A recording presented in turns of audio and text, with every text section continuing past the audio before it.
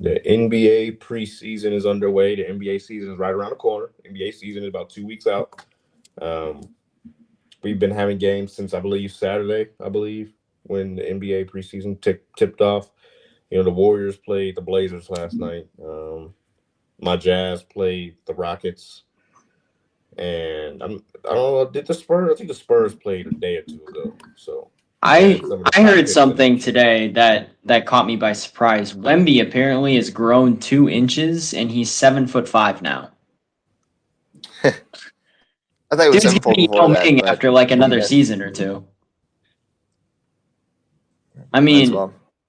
my question is, and I think it's a fair question, is who's stopping him in 2 years? Like once he puts a bit more muscle on his body. Now, obviously, injuries could be a factor because when you're that freaking tall, anything can happen with your body. It could just give out at any point. But who's stopping him when he gets a little bit more muscle? Maybe the only person I think of is Jokic, maybe because he's just. I ain't gonna say what Stephen A. be calling him, what he be saying about him, but Jokic is still He's he, large. he he's large. He's a large man. He's not able to be pushed around. He's solid, I mean, and Jokic doesn't play defense though. Like yeah, he expends the vast majority of his effort on offense. Hmm. yeah, but he's still solid though. He takes up size in the paint. I mean, it's not easy to come around him, especially with how skinny Wimby is. Not saying whenever he put on a little, he's not gonna put on that amount of muscle to look like Karl Malone. He's not gonna put that on, but he's going to put on a little bit of size, a little I bit, mean, he and came to the league as an 18-year-old kid. Like yeah. So he he's still has got a room few to more grow. years. Like if you look at a college kid their freshman year, like a college athlete their freshman year versus their senior year, it's a night and day difference. And we're getting closer to that senior year side for Wemby now. What I will say is that Ace Bailey looks good. He really does. He looks really good.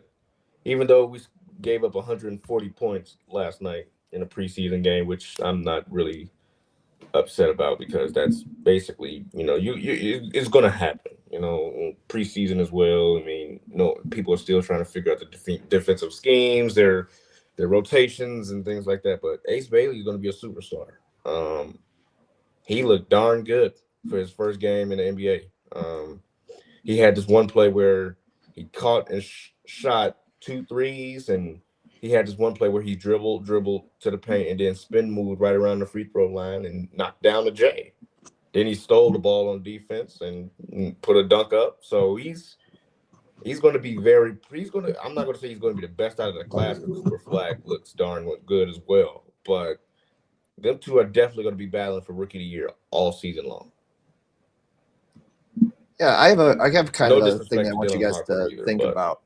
But I guess go my ahead, Sean. my philosophy with the preseason is I love when players go and show what they got early on. I think that creates a lot of excitement for them. But I almost feel like teams would prefer if they saw their guys struggle a little bit in the preseason, and so that they know what to bring to the table throughout the rest of the season to try and build them back up. Obviously, maybe not to the point of like Dalton Connect is, where the Lakers seem to be trying to shop him for trading options after a pretty poor start to the preseason for him. But I mean, beyond that, it's like if you have a guy who's gonna, especially a rookie, who could go make some mistakes, then you have something to work on, and it shows that and it's obviously all about how they respond. Every situation's different, but I'd rather see what the shortfalls are than to see him completely dominate to start, because then it's going to take longer for them to have their come back down moment, their welcome to the NBA moment. So I'd almost rather see people struggle in the preseason for my team, at least. It depends on every scenario, but I think overall you're going to learn more from being horrible in the preseason than you are from being good in the preseason. I think I'm gonna kind of Santonje take didn't like play. I'm gonna take like a middle approach to that. I think I don't want anyone to look terrible in the preseason because that's not Yeah, a good sign at all. I I understand. think showing flashes of the potential but also struggling, I think, is probably the best way to look at it because you see what can be there. Like if you just look awful, Like, I have no faith in you, and I have no reason to have faith in you because the competition's only going to get harder once the regular season starts. And then if you make a postseason run, it's going to get even tighter. But if you at least show me something in the preseason, like this is why we drafted you, this is why we took a chance on you, I feel better. But obviously, you want those struggles too because you need that welcome to the NBA moment. Otherwise, you're going to be riding too high going into the regular season, and they're going to smack you right back down. I think you probably put that into better words than I did. I'm not saying you got to go and shoot 1 for 16 and do that, but I think that, as you said, there's you got to show flashes, and then but you also have to know you have stuff to work on, and so that's probably just. I think Chris described it way better than I did. I think you have to have some of your struggles, but you definitely don't want to look like you're running backwards and shooting with the wrong hand and that sort of thing. But you want to make sure that the base is there and that there's something to build off of. And I think that's the best way to explain it is what Chris said. So props to Chris. Yeah, Walter Clayton, as of right now, it is preseason. He's a defensive liability a little bit. He gets beat on a lot of the drives that I've seen last night. Taylor Hendricks is working his way back from injury. He did put up 15 points, shot 5 for 9 from the field, but he still got blown past as well. So that's not very intriguing to get blown past like that in preseason. But, you know, they are working their way back from injury, and then Clayton is a rookie as well and things like that. Cody Williams did not look good in the 13 minutes he played in. He went 1 for 5 from the field. So he just had 2 points, and that was about it. But I mean, at the end of the day, though, it is only one preseason game. We get a couple of these for a reason. Like, Cooper Flagg looked rough in his first summer league game. It's just, to a point, it is what it is. I mean, like you said about the defense, I wouldn't actually stress about it that much just because it's preseason. I don't think everyone's giving 110% during the preseason, especially on defense. You just don't want to get hurt. You want to get your reps in without getting hurt. So if this continues over the regular season, which it was a bit of a problem last year for the Jazz, especially with the young team that they have, then I'd be a bit more concerned. But as of right now, I'm not super worried about what results are in the preseason as long as my guys are showing me at least a little bit. Anything about the Bucks? Still early for me. There was a report. I don't know if it was yesterday or if it was Tuesday, where Giannis said that he would reevaluate his situation in 6 to 7 months, which is basically just code for the end of the season, but he's locked in for right now. I almost think, and I saw this theory on Twitter the other day, and I almost might agree with it. There was a report that came out that Giannis's family moved back to Athens, away from Milwaukee, and his kids are going to live and grow up in Greece full time. I could see him retiring from the NBA early and going to play his last few years overseas. Now, how early that's going to be, I don't know. I don't think anyone knows that answer. I don't think he knows that answer yet. But I wouldn't be shocked after maybe not the end of this contract, because I still think that's a tad early for him to retire and go overseas. But after the contract after that, he's going to be what, 35, 36, 37? He's probably going to pack it up a couple years early and go play at home for a couple years before he officially hangs it up. So his kids are still, for clarification, his kids are very young still. They're not in school. I think they're under 5, 6. The oldest one's like maybe starting kindergarten. So right now his family is with him, but they will be, I guess, being put over there in Greece where they're going to go to school and grow up there. So, well, Giannis is 30 years old too, so that the possibility of him going to play overseas might not come for another 5 years. And obviously, we would never know what Giannis's exact thought process is, but I think it's better than Shams being like, "Oh, he thinks that he's going to leave Milwaukee, and the Knicks we're this close to having him, and all that stuff." I think it's just. I mean, noise. The thing with those trades is maybe Giannis wanted to go to New York, and I will probably never really know the answer to that until like a couple years down the line. But at the end of the day, he's still under contract. It's not like he can just sign with New York just because. Like the Bucks still have to agree to a deal with him. He can try and force a move, but if the Bucks don't like the return package, they don't have to accept it. He's stuck here. That's what he signed here to do. Like I might be sounding like an old man yelling at a cloud with this one, but I don't know. Like if you sign a contract with the team, I think it's your obligation to try and perform for them, especially if they don't like the offers that a team like the Knicks is trying to put out there.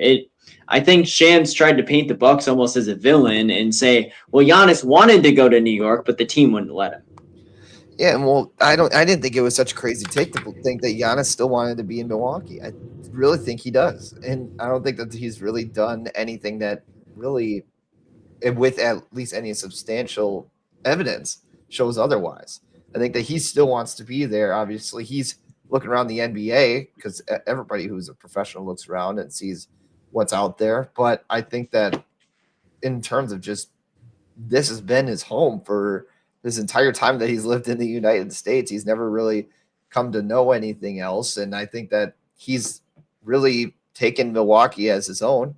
And I think that, I mean, maybe one day eventually he'll leave on his own accord. But I think for right now, to say that, oh, he's upset and he wants more to be done and he wants this, he wants that, I think he wants to play in Milwaukee.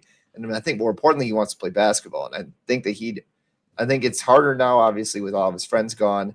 But I think that he still feels like he could do something here, even with Dame hurt. And I mean, Miles Turner was, I think, at least a necessary signing to kind of help him to build that team. At least I don't think that they're really a championship team unless Giannis is the guy. And I think that he can be the guy. I mean, I have two thoughts here. One, I want to put this scenario just out there for you guys as well. So, like, at the end of the day, basketball is a job for these guys, and I'm gonna ask both of you. You guys have been under contract. Like Drew, you're still with WBAY for a little while. You can't honestly say that you haven't at least thought about going somewhere else at some point. Like you're not only thinking about being at BAY or Jalen. You're not only thinking about working with the Jazz right now. Like you're definitely looking at other options still. Like it's a human thing to do.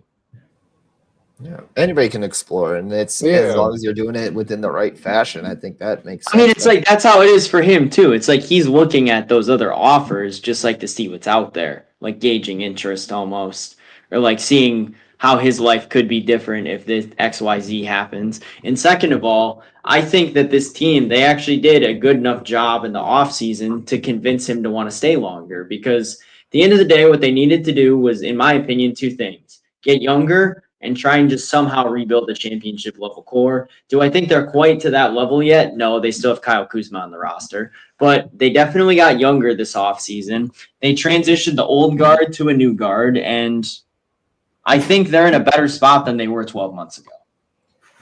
I like their bench a lot. That's the most I can say. I like the Cole Anthony addition that kind of helps out with a little bit of the point guard situation. I think that this also opens up an opportunity for his name's escaping me. Kevin Porter. He's going to step up. I think that's going to be important. I think that's necessary if the Bucks want to make a run, is for him to make a little bit more noise. Kyle Kuzma has to stop playing on all fours. I think that Miles Turner is going to be a great addition. I think we're going to be deep on the bench. I think that we have what the makings for a good team that I think, honestly, unless something changes in the next 81 games, I think that they had max our conference finals appearance. That's my max right now. I mean, the way you got to look at it is the teams that I think are probably going to be the other teams that I think could be in the running for that. Atlanta, I think they're about on par talent-wise with what Atlanta has right now. Now, they have to play before I really say too much one way or another because they've had talent on those teams and they haven't really performed up to what I feel like they could the last couple of years.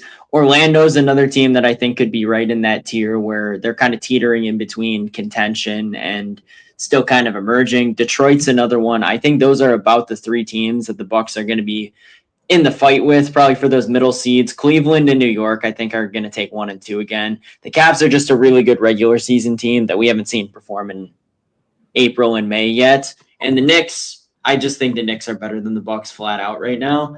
But I think there is a way that the Bucks could beat them in a series.